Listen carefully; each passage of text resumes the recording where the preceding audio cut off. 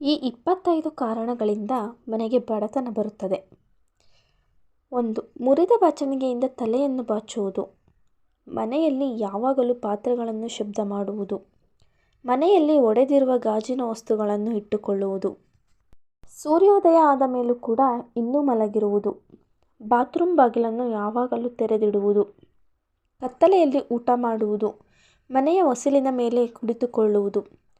ಮನೆಯ ಅಂಗಳದಲ್ಲಿ ಸ್ನಾನ ಮಾಡುವುದು ಅಥವಾ ರಂಗೋಲಿ ಹಾಕದಿರುವುದು.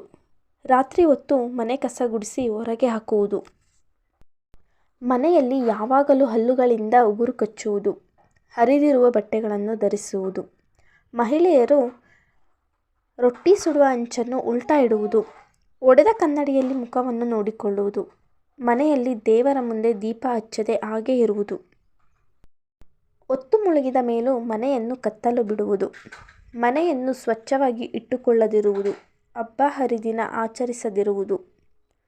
ಮನೆಯಲ್ಲಿ ಯಾವಾಗಲೂ ಕೆಟ್ಟ ಪದಗಳನ್ನು ಬಳಸುವುದು. ಮನೆಯ ಮುಂದೆ ಚಪ್ಪಲಿಗಳನ್ನು ಉಲ್ಟಾ ಹಾಕಿ ಹಾಗೇ ಬಿಡುವುದು.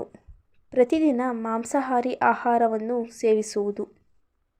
ಕಾಲು ಮೇಲೆ ಕಾಲು ಹಾಕಿ ಕುಳಿತು ಕಾಲು ಅಲುಗಾಡಿಸುವುದು. ಮೊಸರು, ಹುಣಸೆಹಣ್ಣು, ಉಪ್ಪನ್ನು ಮುಸ್ಸಂಜೆ ವೇಳೆಯಲ್ಲಿ ಬೇರೆಯವರಿಗೆ ಕೊಡುವುದು. ಮನೆಗೆ ಅತಿಥಿಗಳು ಬಂದರೆ ಬೇಸರ ಮಾಡಿಕೊಳ್ಳುವುದು. ಅವರಿಗೆ ಅಪಮಾನ ಮಾಡುವುದು. ಗಳಿಸುವುದಕ್ಕಿಂತ ಹೆಚ್ಚು ಖರ್ಚನ್ನು ಮಾಡುವುದು. ಮನೆಯ ಹೆಂಗಸರು ಸದಾ ಕೋಪದಲ್ಲಿ ಇರುವುದು. ಅಡಿಗೆ ಮನೆಯಲ್ಲಿ ತಲೆ ಬಾಚುವುದು.